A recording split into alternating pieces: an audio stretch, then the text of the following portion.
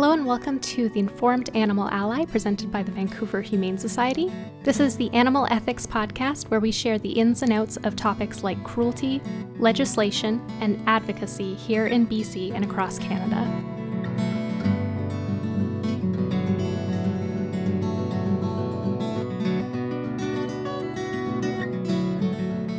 Hi, I'm Chantal Archambault, Communications Director for the Vancouver Humane Society. Joining me, as always, is my co-host, VHS's Executive Director, Amy Morris. Hello. And this month, we're also excited to welcome a special guest, Maha Bazzi, the Director of Animal Welfare Initiatives for the U.S. and Canada at Mercy for Animals. Thank you so much for joining us, Maha. Thank you so much for having me. I'm so happy to be here with you today. We're really excited to have you. So in this season of the show, we've been looking at a wider view of animal advocacy and where Canada stands on the world stage when it comes to animal protection. And this month, I am excited to continue this discussion with a look at Mercy for Animals' Animal Welfare Scorecard. So before we jump into that, Maha, I would love to hear about your role at Mercy for Animals and how you got involved in animal advocacy work. Absolutely. So as you mentioned, I'm the Director of Animal Welfare Initiatives here at Mercy for Animals, and I'm based in New York City. Mercy for Animals is one of the world's largest international farmed animal advocacy organizations. Our mission is to end industrial animal agriculture by constructing a just and sustainable food system. In my role, I oversee our animal welfare efforts across corporate engagement and campaigns in the US and Canada in order to move companies across the food industry to adopt and implement policies that reduce the suffering of farmed animals in their operations. And how I got into the field, I actually went to school for graphic design, and I worked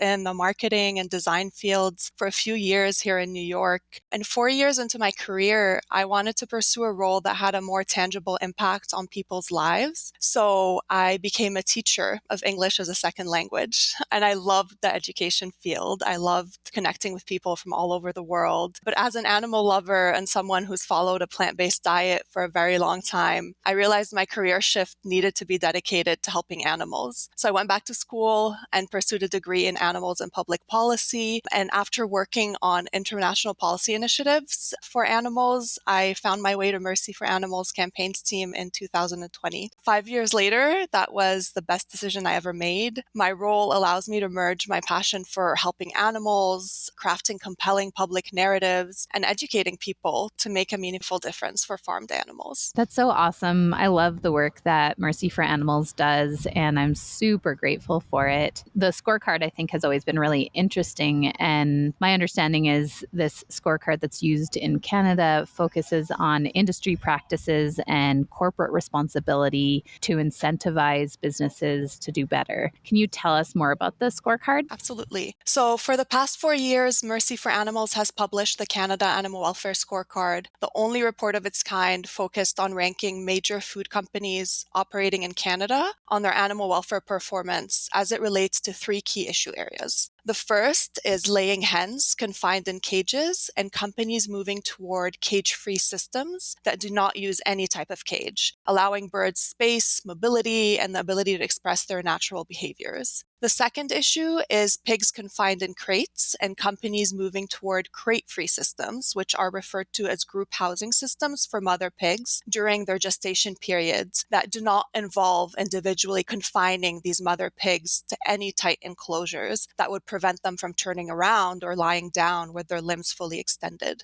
The third issue is the breeding, environment, and slaughter method of chickens raised for meat, and companies' adoption and move toward a leading set of global standards called the Better Chicken Commitment, or I'll refer to it as the BCC, that includes improved management practices such as lowering stocking densities, providing better litter and lighting and enrichments for the birds, and very importantly, eliminating fast-growing breeds of birds, as well as replacing live shackle slaughter, which is the predominant slaughter method for chickens raised for meat, with controlled atmosphere stunning, which is a less cruel slaughter method. So these 3 policy areas for farmed animal welfare are key to reducing animal suffering in companies' supply chains. And Mercy for Animals' benchmarking tool through the scorecard ranks companies based on whether they've adopted these meaningful animal welfare commitments, if they're being transparent about the progress they've made toward their policies, and if they've published clear plans for fully implementing their commitments. To give you some background, from 2012 to 2018, Mercy for Animals released 12 animal cruelty investigations in Canada, after which many major food companies in Canada started adopting commitments to sourcing only cage-free eggs, crate-free pork, and chicken aligned with the Better Chicken commitment. So when the companies announced these public pledges, they signaled to the industry they were ready to reform their supply chain practices and meet consumer demand for higher welfare products. So Mercy for Animals, Canada Animal Welfare Scorecard, is an important public accountability mechanism that tracks company and industry progress and transparency on these issues and helps keep the public informed about brands' performance. And our report provides transparency and accountability in an environment where some companies and industries simply refuse to do so. Yeah, that's such an important project, and I'm really glad it's available. As you mentioned, there's so little transparency in the animal agriculture industry. I think you touched on this a little bit, but I would love to know more about what role different parts of the food industry have in protecting animal welfare. Yeah. So in Canada, there are no federal laws to protect farmed animals. So industrial animal agriculture is actually self-regulated. The National Farm Animal Care Council, which I'll refer to as NFAC, is a body composed of industry stakeholders and associations, and NFAC develops codes of practice for each farmed animal industry by species. But 49 out of 56 members, or 88% of NFAC members, actually represent industry. They include trade groups like the Canadian Pork Council and big food companies like egg producers and grocery stores. So most industries in Canada rely on the voluntary recommendations laid out in NFAC's codes. But these codes are unlegislated, they're unenforceable in most provinces, and compliance with the codes is not evaluated. And very importantly, NFAC standards on all critical animal welfare issues do not go nearly far enough to establish meaningful standards to protect farmed animals. These are bare minimum recommended standards, and they fall short of leading global animal welfare standards. And I'll give you an example. On cage-free, NFAC standards have failed to ban caged confinement for laying hens, and they allow conventional battery cage systems until 2036. Instead of recommending a ban on cages, the council encourages farmers to invest in a move toward enriched cages, which are cages that are only slightly larger, despite scientific evidence that all cages harm animal welfare. In enriched cages, hens still spend their entire lives on wire flooring. They have space per bird that's no larger than a standard sheet of printer paper. So this move toward enriched cages has unfortunately become more entrenched in the Canadian industry year after year. So basically, NFAC is mostly the industry creating its own guidelines. This is very different from corporate commitments, which are mostly driven by consumer and investor concern. And with no federal legislation protecting animals in Canadian farms and these inadequate industry guidelines acting as a benchmark, the private sector is really instrumental in advancing animal welfare in Canada. Restaurants, grocers, food service providers, and other food companies play a critical role in moving the food industry toward more responsible sourcing standards. And Mercy for Animal emphasizes the importance of follow-through and transparency from companies on their animal welfare commitments, because without accountability, consumers will be left in the dark about companies' supply chain practices, and animals will continue to suffer from the worst factory farming conditions. Oh, there was so much good in everything you said there in terms of just like how lacking the system is in Canada and how lacking the standards are. It's certainly something that needs a lot more attention and time, and something that pushes the industry to make better commitments, because it's not happening through legislation. Absolutely. So certainly having some other incentives is necessary. Given that, what are some of the areas that you've seen progress on in this latest scorecard? So since 2021, the first year Mercy for Animals launched the Canada Animal Welfare Scorecard, the number of companies that have begun reporting progress each year has remained steady. So in 2024, for example, 10 companies reported for the first time on their policies. This year's report reported 15 policies as fulfilled, including cage-free policies from McDonald's and Boston Pizza, and 15 80% of companies featured in the report reported regional progress on all three animal welfare issues that I mentioned that we evaluate, which is a 5% increase from 2023. We've also seen multiple companies this year report progress on their move toward controlled atmosphere stunning, which is the Better Chicken Commitment's approved slaughter method for chickens raised for meat. And we saw more companies reporting progress as well toward transitioning to group housing for mother pigs. So Mercy for Animals annual benchmarking shows a trend toward regional reporting on animal welfare in Canada, which is promising. We're seeing an increase in both the number of companies reporting progress and the number of policies companies are reporting on each year, which is a good indication that animal welfare is being integrated into food companies' corporate responsibility programs. For example, the number of companies reporting regionally has increased from 11 to 28 over the past 4 years, and the number of policies evaluated with reported progress has increased more dramatically from 13 to 48. So we're seeing that companies that integrate animal welfare into their sustainability work are developing more comprehensive policies and transparency practices over time, which is really encouraging. That's really good to see that progress. I think it's really a testament to how this advocacy and how consumer pressure can push companies to do better over time. But as we all know, there's a long way to go still. So could you speak to any ways that companies are not meeting their commitments? I think when it comes to companies not meeting their commitments, it's really important to highlight the lack of cage-free progress in the retail sector in Canada. This sector is the largest purchaser of eggs and could carry the greatest impact on laying hens if retailers were to transition to fully cage-free sourcing. But retailers are failing to publish plans toward transitioning to fully cage-free systems, and most retailers, including Walmart, Loblaws, Sobeys, Longo's, have even walked back their commitments by removing or postponing their commitment deadlines, which were meant to be 2025 this year. To make things worse, the country's major egg producers, Burnbrae Farm and Grey Ridge Eggs, are not being transparent about their use of cages or their plans to eliminate them. So retailers' lack of firm deadlines and measurable goals makes it harder to track progress, and it also undermines consumer trust. Without these specific deadlines in place, retailers are showing no urgency in addressing this key animal welfare concern. They're weakening accountability and they're slowing industry-wide change. So it's really important for these companies, and they hold tremendous influence, to set clear goals with annual targets to drive real progress, because this continued delay is keeping hens in cages, which is completely unacceptable. Absolutely. We've heard a lot about public trust from the government, from industry.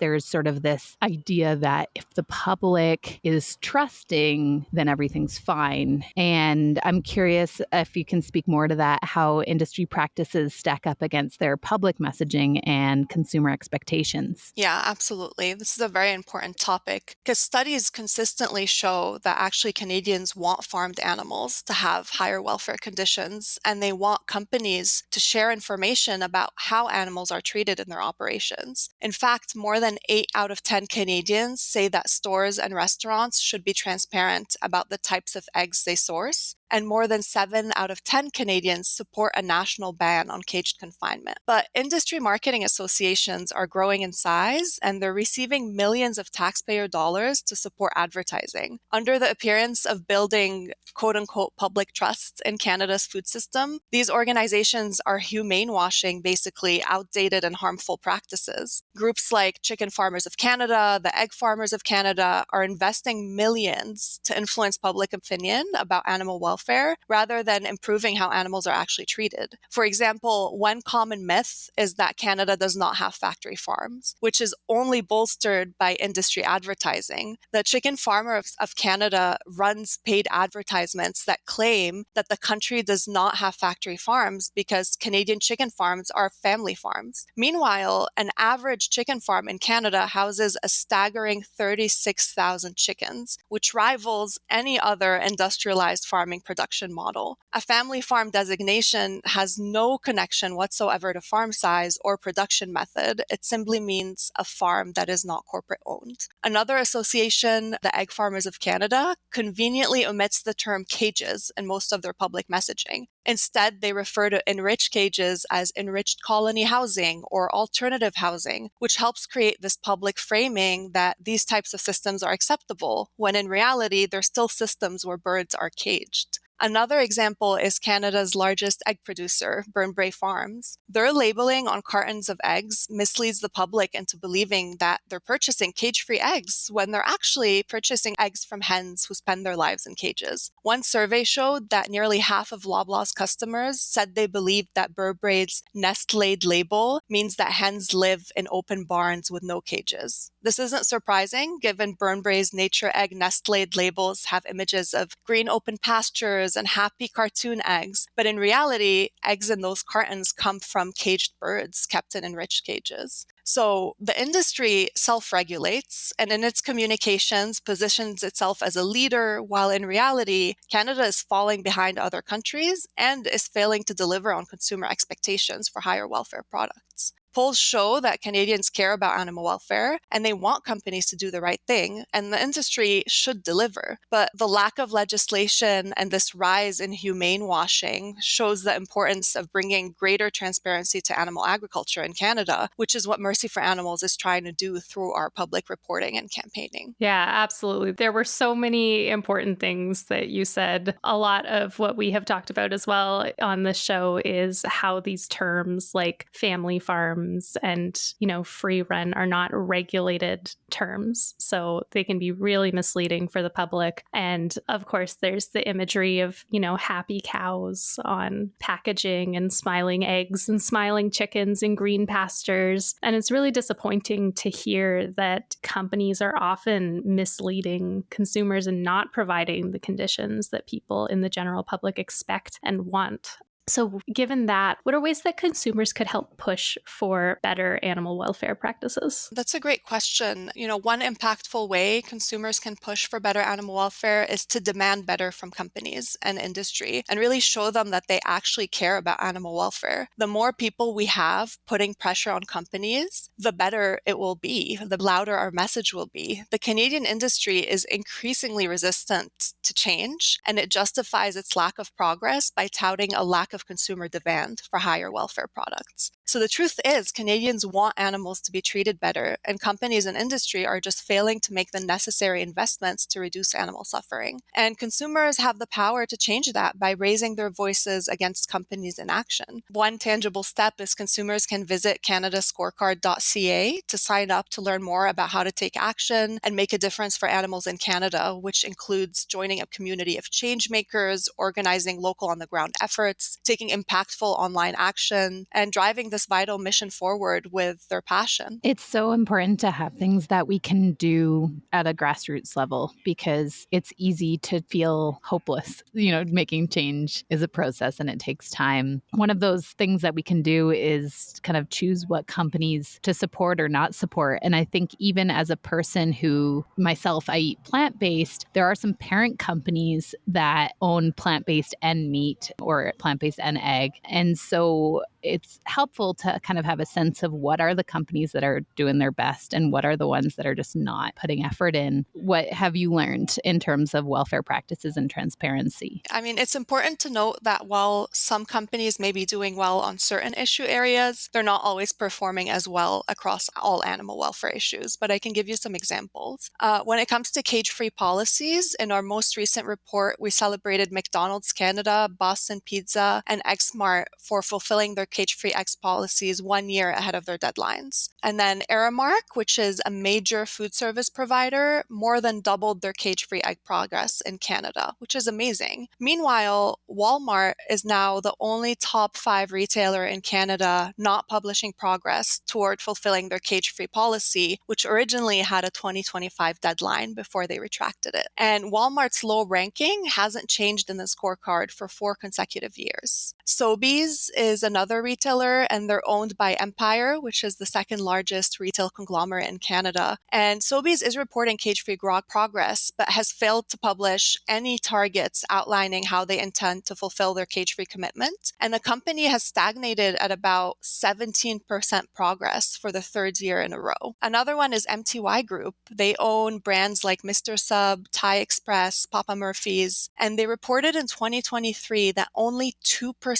of the eggs they sourced were cage-free, despite having adopted their cage-free policy 7 years before and being just 2 years away from their fulfillment deadline of 2025. MTY Group also diminished their commitment, misrepresented the welfare implication of cage systems in their recent sustainability report. When it comes to the welfare of chickens raised for meat, food service providers were some of the first adopters of the Better Chicken Commitment, which, as I mentioned, are a set of standards addressing the treatment of chickens raised for meat. However, two of the largest food service providers, Compass Group and Sodexo, have time-bound plans for implementing their policies in the United States, but they haven't extended these roadmaps to their Canadian operations. In contrast, Aramark has published clear milestones and plans that include Canada, making them the first multinational company to do so in Canada. And we also saw this year progress on the transition to controlled atmosphere stunning from the industry, which is the slaughter method aligned with the Better Chicken Commitments. So we saw Maple Leaf Foods and restaurant chain A&W announce having completed their transition to controlled atmosphere stunning, and big retailers like Loblaws, Save-On Foods, the pizza chain Boston Pizza, and fast food giant Restaurant Brands International. If you're not familiar, they own Tim Hortons, Burger King, and Popeyes. All of these companies reported progress toward transitioning their chicken supply to controlled atmosphere stunning for the first time, which is promising. When it comes to crate-free policies, we've seen a lot of progress where companies have fulfilled their crate-free policies like A&W, Campbell's, Chipotle, Costco, Wendy's. Starbucks Canada tripled their progress in North America toward transitioning to group housing for mother pigs, and Costco Wholesale Canada reported transitioning to group housing for most of their private label pork. Retailer Save-On Foods reported progress on their transition to group housing for the first time, and there are also companies that still either have no crate-free policies or have reported no progress toward them. And these include Aramark, which, as I mentioned before, had made progress for chickens raised for meat, and also Calgary Co-op, Chairman's Brands, which owns 241 Pizza, Coffee Time, Egg Smart, Compass Group, Foodtastics, Sodexo Canada, and Subway.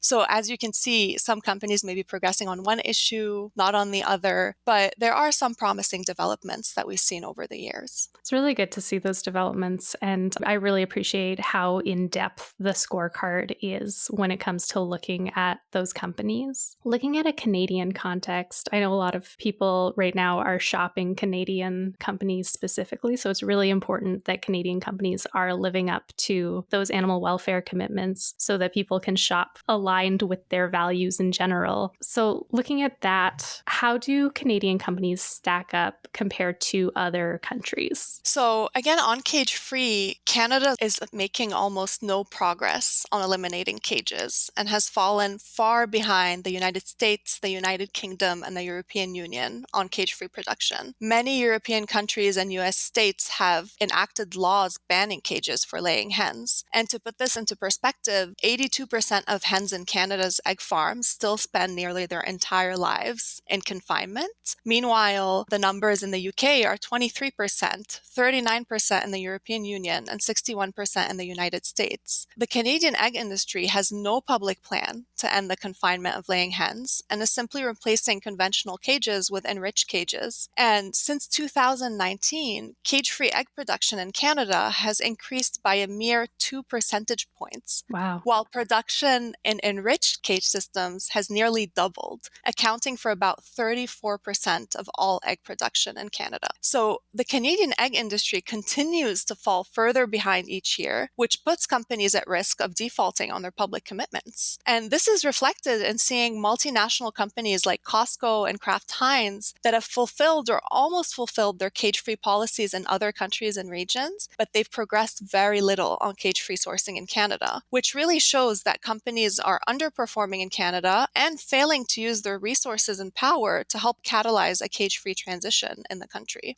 I could also speak about broiler welfare. Broilers are chickens raised for meat. The industry refers to them as broilers. Many large retailers in the US and Europe have policies aligned with the Better Chicken Commitment and are even reporting progress toward fulfilling these commitments. But not one major retailer in Canada has a comprehensive public policy aligned with the BCC. And NFAC codes, which are used as industry guidelines in Canada, as I previously mentioned, are pretty weak when it comes to chickens raised for meat. When we're evaluating companies on chicken welfare, we're looking at how well they're advancing towards these leading standards. And NFAC guidelines fall way short of aligning with these more stringent standards. They have no provisions for transitioning from fast-growing breeds or the typical slaughter method. But it's encouraging to see that in Canada, some producers are, however, helping move the industry forward on chicken welfare. Canada's largest chicken producers, Maple Leaf and Cargill, they've reported progress on reduced stocking density and the use of enrichment, and they have fully transitioned to controlled atmosphere stunning, the BCC-aligned processing method. But these producers are still failing to address the serious welfare concerns of ultra-fast-growing breeds, which remain the norm in the Canadian chicken industry, and these breeds are one of the root causes of suffering for chickens raised for meat. I really appreciate you highlighting some of these. For a while, I was working on farms both in New Zealand and in Canada, sort of not just working, but also doing tours, checking them out for different reasons. And one of the farms that I was on was in sort of an egg-laying hens farm. And it was interesting talking to the farmer because he sort of felt that the enriched cages were better for the welfare of the hens, and he couldn't himself figure out how to do the free range in a way that he felt good about. And so it was sort of this like, well, from my observations, this one system works better than this other one. So rather than working towards making the free range system better, there is this sense of like there's more control with the enriched cages. So it's easier, quote unquote, to go to that. And I found that really disappointing that rather than innovating in ways that would give hens the chance to scratch in the dirt and dust bathe, there was this sense that, oh, well, enriched cages are good enough. So I'm curious to hear what you think are changes that you're hoping to see in the food and animal agriculture industry. Absolutely. And that's such a good point. Enriched cages at the end of the day may give a farmer more control or a sense of control, but it doesn't give a bird more control over their freedom to move, their freedom to flap their wings, their freedom to forage, their freedom to roam within a larger space. So that's a really important point to make. And ultimately, Mercy for Animals wants to see a massive transformation within the food system, one where industrialized animal agriculture no longer exists. And we recognize that this type of systemic change will take time. But in the meantime, we want to see a significant reduction in animal suffering within the current system. We need animal protection legislation that's enforceable, and also to turn what are current voluntary codes of practice for industry into mandated and enforceable regulations. This would mean raising animal welfare standards to ensure better living conditions and more ethical practices, which could stand to impact millions, if not billions, of animals every year. In the immediate future, we want to see corporations, which have immense power to influence their supply chains, take responsibility by adopting and implementing policies that genuinely improve animal welfare. By doing so, these companies can lead the way in driving more humane and sustainable practices in the industry, making a tangible difference for animals and meeting consumer expectations for better animal welfare. Thank you so much for sharing that. It's going to be very important. As you said, there's billions billions of lives being affected by this. So it's going to be really important for companies to be shifting from the thing that is easier to the thing that is right for these animals. And thank you so much for speaking to that and for joining us to share about this really important project, Maha. Before you go, is there anything else you would like to share with our listeners? Well, thank you, first of all, so much for having me today. I'm very grateful to be able to speak with you. I'd like to share that while Mercy for Animals Canada Animal Welfare Scorecard advocates for better animal welfare standards within the industry, one of the most powerful choices compassionate consumers can make to protect animals from horrific cruelty is to incorporate more plant-based foods into their diets and support companies that are prioritizing animal welfare. Consumers hold tremendous power, and with that power, they can urge decision makers, corporations, and producers to end their reliance on some of these horrific practices, such as extreme confinement and breeding for rapid growth, and help reduce the suffering of millions of animals in the process. So I encourage listeners to visit our website at mercyforanimals.org to learn more about our work and ways to get involved and be involved in the change that will help drive meaningful change for animals in Canada. That's great advice and a great next step for everyone. Thank you so much for sharing that. And thank you to everyone out there who is listening, every person who's a part of this conversation, whether that's listening, sharing on social media, or talking about this with friends and family, is part of the movement to push for more transparency and accountability for farmed animals. And with that, we'll wrap up. We hope you'll join us again next month as we continue looking at the state of animal protection today. Thank you. Thank you so much. Thank you. Bye, everyone. The Informed Animal Ally is a podcast by the Vancouver Humane Society. If you found this episode helpful, please consider giving us a 5-star rating and review to help us reach more supporters of animals. To support this project and other initiatives to build a kinder world for animals, you can make a donation at vancouverhumane.ca. You can also follow the Vancouver Humane Society on Facebook at Vancouver Humane Society or Instagram and Blue Sky at Vancouver Humane. The music in this episode is the song Jonah's Message for New York by Dr. Turtle, licensed under the Creative Commons Attribution 4.0 International Public License. Thank you for listening, and thank you for being an animal ally.